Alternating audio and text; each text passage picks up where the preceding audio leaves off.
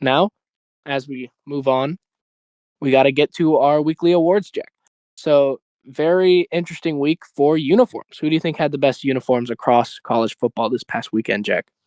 I mean, last week we went with Arizona State with that blackout uniform, but I definitely think Houston's in the conversation. But I'm going to go Notre Dame with their green uniforms. I was kind of going back and forth, but yeah, those just look so clean, and the gold outline on the numbers and that sparkly gold helmet. I don't know. This it was tough for me, but I think I'm going there.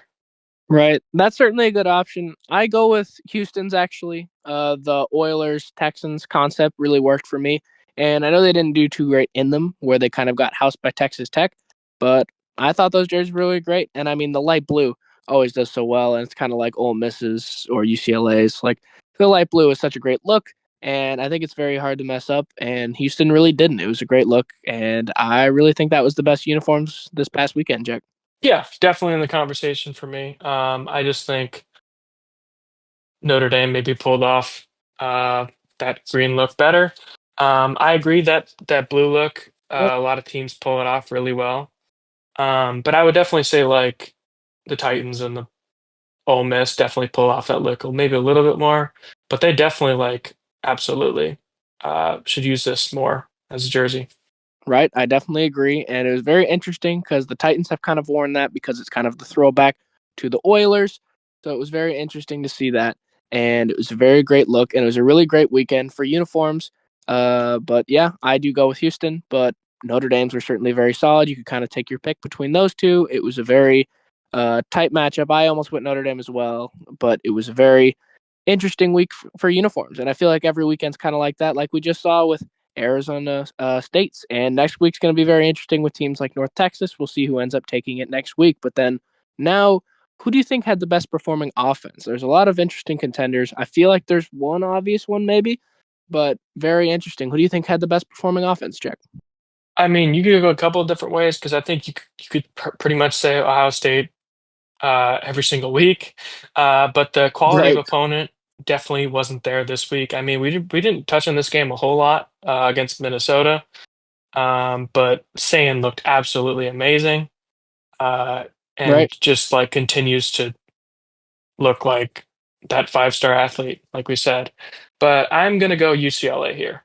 I just think quality of opponent was definitely there more, and like zero turnovers, almost 500 yards, and almost 300 yards rushing. Like this was Right. just so awesome of a performance. And Amaliava, 5 touchdowns, like just such a good Right. performance in this game. And to put up 42 points against like a great Penn State team, which maybe is not as great anymore, but like I think you got to go the Bruins here. Right.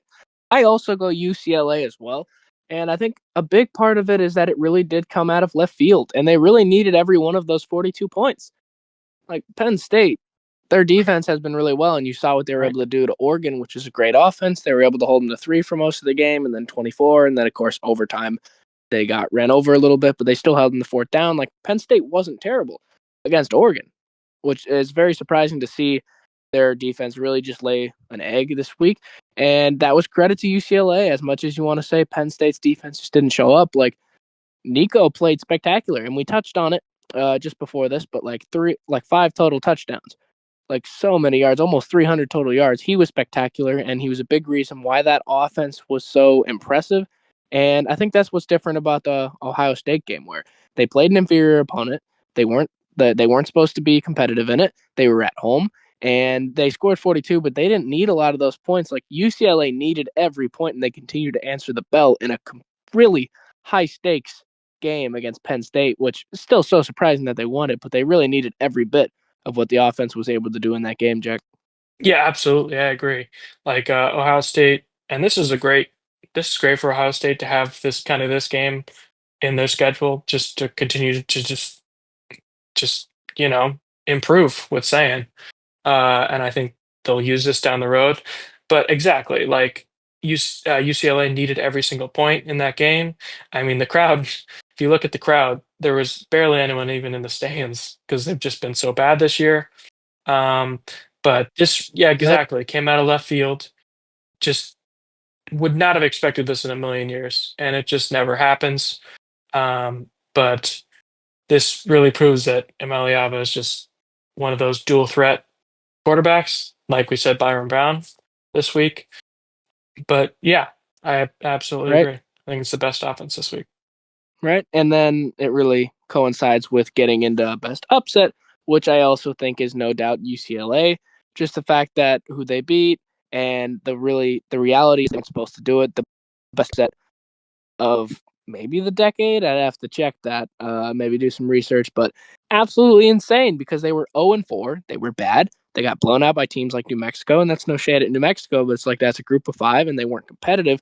Shocking. Penn State's supposed to be really good. They were preseason number two. So I think UCLA is no doubt the best upset this past weekend, Jack. Yeah, absolutely. I mean, you could go. I mean, I don't think these are in the conversation, but Florida beating Texas, Right, and like, I mean, you really couldn't go anywhere else. But right, that's definitely like a number two. I think you could go with, but I think UCLA is absolutely the best upset this week. And this is kind of like similarly when Virginia beat Florida State last week, right. where you just would never expect it Exactly. at home. But yeah, I think you got to go there. Right. I think so as well. Now, who do you think had the best performing defense?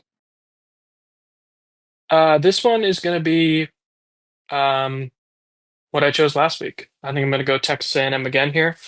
They just continue to be dominant on that side of the ball.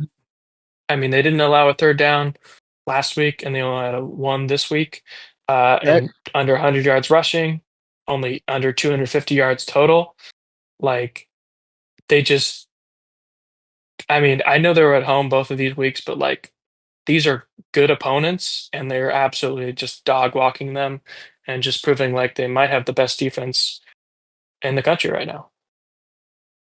right. I think you're probably right. And I also go with Mississippi State, but Texas A&M, because you're looking at a team that they beat this week in Mississippi State. They only put up 9 points. Last week, they put up 34 against Tennessee and lost in overtime. A team that's ranked 12th in the country.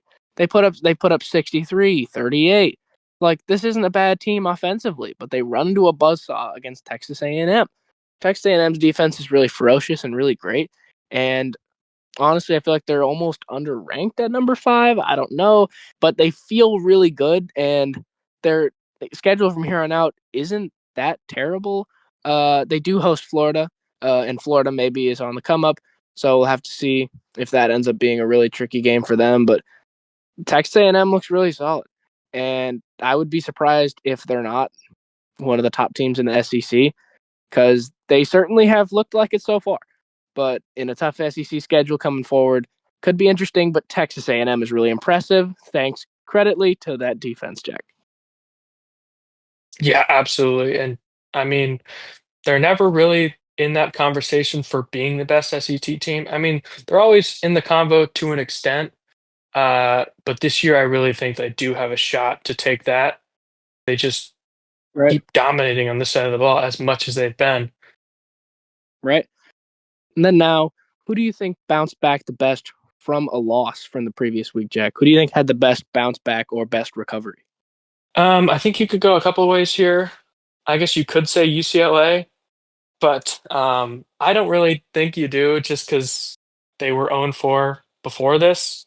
Um, So, I mean, all of those other losses, they really didn't bounce back from any of them except that fourth loss. Right, So I don't know if you go them.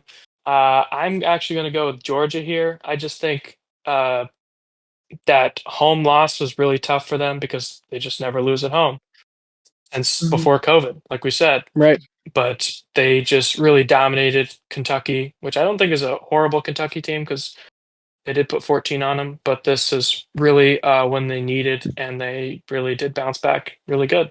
So yeah, right. I think so as well. And I mean, you're talking about a Kentucky team that I know they haven't been great, but they were pretty close in beating Ole Miss. Like Kentucky's not that bad, and Georgia, they really needed it after losing to Alabama, and that's just a tough game for them to lose because that's such a huge rival. And it was really huge for them to respond in a great way against Kentucky. Now, who do you think had the worst response to a loss? I think this is a very easy question, but who do you think responded the absolute worst to losing, Jack? I mean, we all know the obvious one. I'm gonna say a couple ones. So I think you could say Mississippi State's in the combo there. Right. Florida State's in the combo there Mhm. for sure. Those two. But the obvious one's Penn State, and I think I'm gonna go with them for the worst bounce back win, or worst bounce back performance of the week. Um, like that was, I mean, they could have won against a very good Oregon team last week, and this is a team where if you look on their schedule, oh, that's an easy bounce back win. Right. But it wasn't at all in this game if you watched it. So I'm gonna go with them. Right. I mean, we should just call this the Clemson Award because that's basically what it is. I mean, Clemson. Uh, Yep. Probably the biggest example of it this yeah. year. I mean, horrendous Hmm. because they lost to LSU and then they responded horribly and almost lost to Troy and then lost to Georgia Tech and then lost in more handed fashion against Syracuse. Like Clemson is, well, we won't see them in this rankings again. I would be so surprised if we did. So yeah, that's Penn State wins the Clemson Award for the week. Just very unfortunate response to a loss. I don't know how you do that, and especially the quality of opponent being UCLA. I don't get it. And we've kind of harped on it a lot to the latter part of this episode, but I mean, it was so huge this week. Like, it's understated how immense this loss was, not just for them, but for the whole college football world. Like, what we witnessed is so improbable and so incredible.